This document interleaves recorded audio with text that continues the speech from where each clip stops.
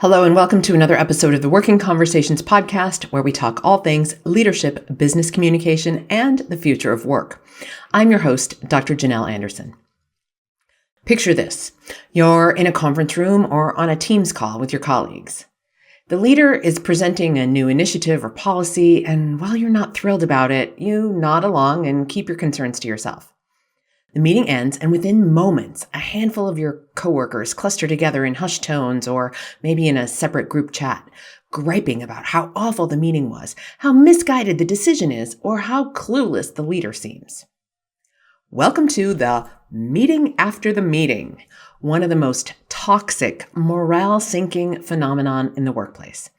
If you've ever been part of this, either actively or silently, it's time to confront the impact that this behavior has not just on others, but on you and your workplace culture. So what do I mean by the meeting after the meeting? Well, let's start with defining it. The meeting after the meeting occurs when a group of people who attended a meeting reconvene. They reconvene without the leader or the broader group present, and they do so to criticize what was said, complain about the outcome, or vent about how the meeting was conducted. This behavior is prevalent in workplaces of all types and sizes, yet it is rarely addressed head-on. Why? Because it often masquerades as harmless venting. But here's the truth. It's not harmless. It's passive-aggressive, it's divisive, and it's counterproductive. The meeting after the meeting undermines trust, it erodes psychological safety, and it can destroy employee engagement. Worse, it can be a breeding ground for cliques and office politics and gossip, leaving some employees feeling excluded while others are drawn into toxic alliances. Now, I was speaking at an event yesterday, presenting on mastering difficult conversations to a room full of human resources professionals who probably have more difficult conversations than the rest of us. Yes, those HR professionals. Anyway, one of the things that I share at the end of that particular talk, I'm sharing my formula on how to hold a difficult conversation, is the importance of being okay with whatever was decided at the end, even if you didn't get everything that you wanted in the final outcome. And I warn about the meeting after the meeting. So as I was closing the speech and had just given the warning about the meeting after the meeting, I asked the group to discuss with their neighbor something that was the most significant or the most meaningful for my presentation. Now, I work my way through the crowd, eavesdropping on them so that I can hear the juiciest answers. I do ask the whole crowd to share out some of their top ideas with the whole group, but it's usually not those juicy answers that surface at that point. Well, in listening in on some of the individual conversations, I always hear some of the best things, the things that, again, they wouldn't say out loud to the whole room. Sometimes they really open up to me, and that's exactly what happened yesterday. So yesterday, a person shared with me privately that she has often been part of the meeting after the meeting, and that this was the most significant part of the presentation that I had just given. She said that sometimes she is even the ringleader of the meeting after the meeting, and that until I explained it the way I just explained it to you, which was pretty much how I explained it to them, she hadn't realized how damaging it was. She just thought it was kind of fun. She said it was a very profound moment for her to realize the damage that the meeting after the meeting is doing. And that is, in fact, what led me to record this episode. Okay, so let's get into it. Why is this behavior so damaging? Well, it erodes trust in leadership. When dissent is expressed behind closed doors only, rather than in the meeting itself, leaders are denied the opportunity to address the concerns or to clarify any misunderstandings. And over time, this undermines trust in their ability to lead effectively. And the ripple effect here is disengagement. Employees who perceive that their leaders are out of touch or unapproachable or flat out wrong are less likely to feel invested in their work. The second thing it does is it fuels a culture of gossip. So trash talk about the meeting after the meeting fosters a toxic culture where gossip and negativity thrive. Instead of creating solutions, these conversations often reinforce dissatisfaction. Now, research from MIT Sloan School found that toxic workplace cultures are one of the leading drivers of employee turnover, far more impactful than issues like pay or workload. The third thing it does is it stifles innovation and collaboration. When people fail to voice their concerns in the room, Great ideas, or sometimes necessary critiques, never make it to the surface. And over time, employees might start to feel like it's not worth sharing their ideas at all. And this stagnates innovation and it discourages the kind of open collaboration that's essential for the best outcomes in our workplaces and really for the future of work itself. Now, we also have to look at the link to employee engagement and retention. So employee engagement thrives on trust, transparency, and the notion of psychological safety, where it's okay to take a risk or say something that might not be a very popular opinion. When employees feel that they can voice their dissent respectfully, they're more likely to feel valued and included and share what's on their mind. Conversely, the meeting after the meeting, well, that kind of behavior signals to employees that honest dialogue is either unwelcome, ineffective, or not going to get any results. Gallup's research on employee engagement has shown that highly engaged teams are 59% less likely to experience turnover. Yet disengagement stemming from toxic practices like the meeting after the meeting can push top talent to look elsewhere because really, who's going to leave? It's not your slackers, not your low performers. It's your high potentials, high performers who are always going to be the first to leave when they are experiencing a toxic culture. And in the context of thinking about where the workplace is headed, where hybrid and remote teams are already challenged by disconnection, fostering trust and inclusion is non-negotiable. We have to make people feel included, and we have to make them feel like their contribution is valued. Now, one of the most insidious aspects of the meeting after the meeting is the assumption that if you don't participate, then you really weren't there. But I am very fond of saying silence equals consent. When you sit in a room and nod along, or even sit in a room and say nothing, you are signaling your agreement to everybody else, even if inside your head you're screaming, "No way, absolutely not." So by failing to express your dissent during the meeting, you contribute to that false consensus. And this has two toxic outcomes potentially. First of all, the leader assumes that everybody is on board and moves forward with a flawed plan, or the dissent gets amplified in that meeting after the meeting, creating that division and mistrust I was just talking about earlier. Now, even worse, your silence in the follow-up gossip, like that meeting after the meeting, your silence is presumed to be agreement with the other people in the meeting after the meeting.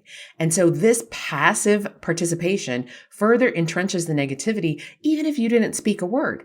And everybody who was in the meeting after the meeting thinks that you agreed, even if you said nothing. Maybe you agreed with the decision that was made in the main meeting, and then in the meeting after the meeting, you thought like, ooh, this is not good. This is not healthy. Well, if you stick around, you are thought to be in agreement.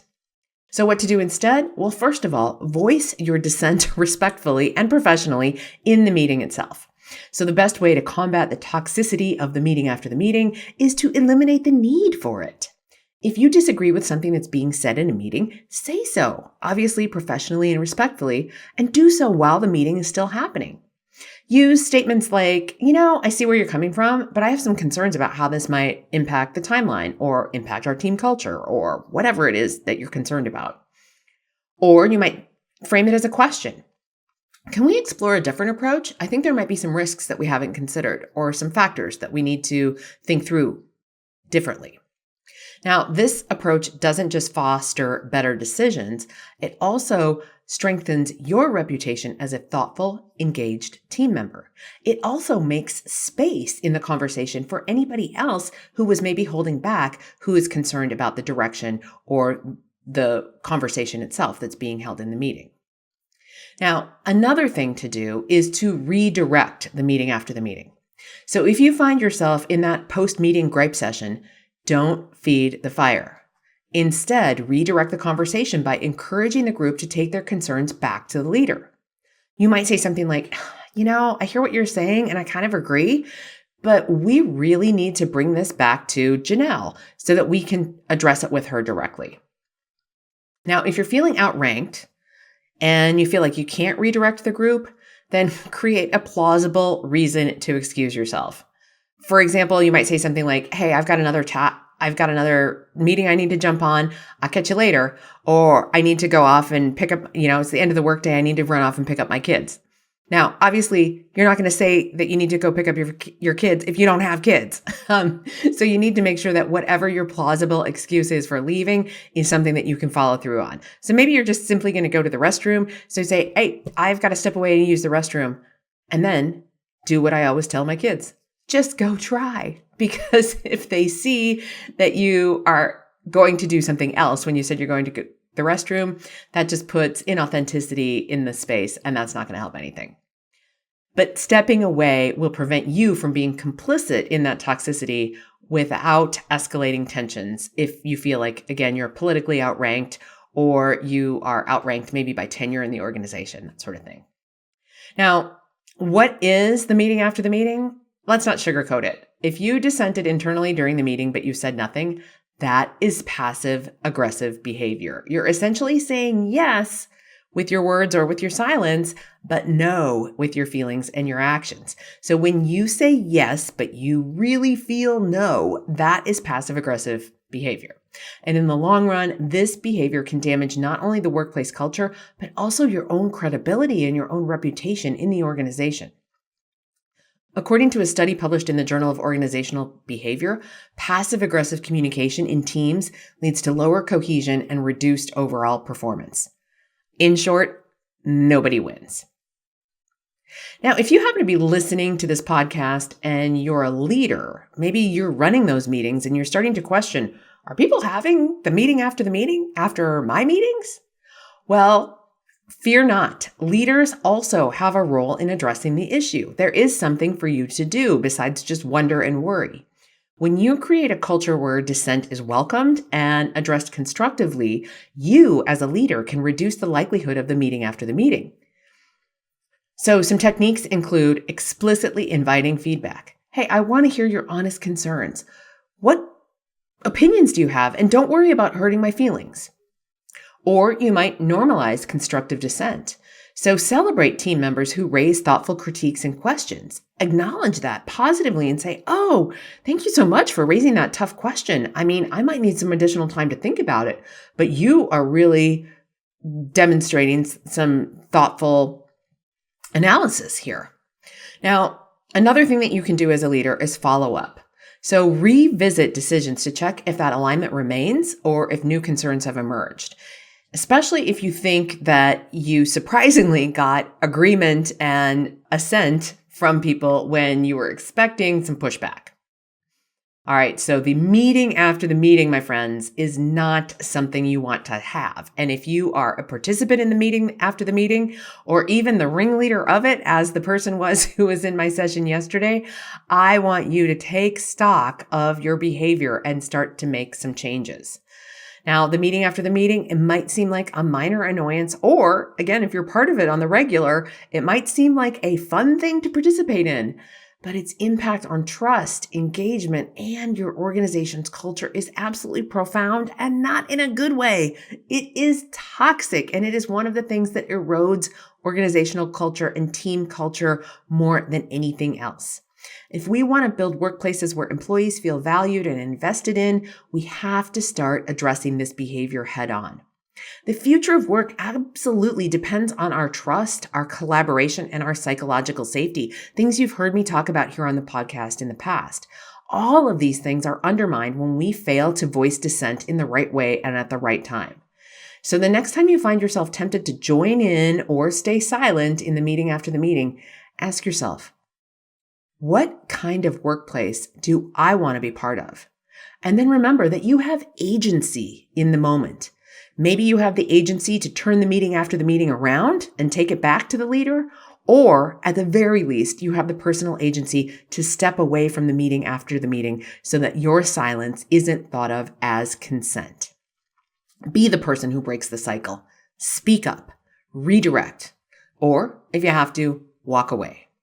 Because when we address issues head on, we don't just improve meetings, we create a culture of respect, trust, and genuine collaboration. And that is the kind of place where people and workplaces and workforces thrive.